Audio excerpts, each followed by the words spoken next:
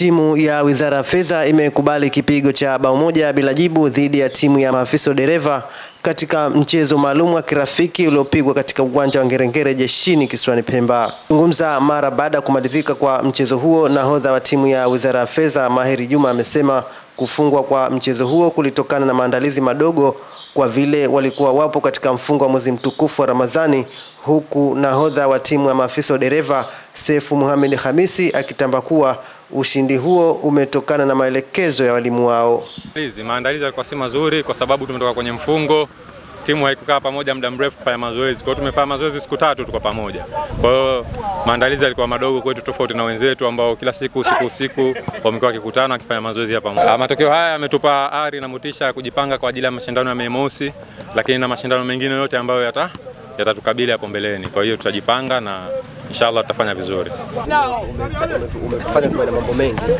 Ukisikiliza maoni ya kocha, hawa watu wa Wizara ya Fedha na wao walitaka kuonesha elimu zaidi, lakini unajua kwamba waafisa wa usafirishaji wao wanapakiwa watu wa fedha. Waafisa wa usafirishaji wanajua kila kitu juu ya watu wa fedha. Kwa maana ile morale waliokuja nao watu wa usafirishaji ndio waliofanya kwamba washinde bao moja, na wana morale mzuri sana na timu mzuri sana. Mkuu wa wilaya Chake Chake mgeni Khatibu Yahya ambaye ndiye alikuwa mgeni rasmi wa mchezo huo amesema lengo la mtanangi huo ni kuunganisha wafanyakazi pamoja na kuhamasisha michezo ili kuondosha vitendo mbalimbali viovu ikiwemo udhalilishaji na uvutaji wa madawa kulevya. Tukiamini kwamba michezo inaleta furaha, na kama ninavyoona nyuso zote zina furaha, au sivyo?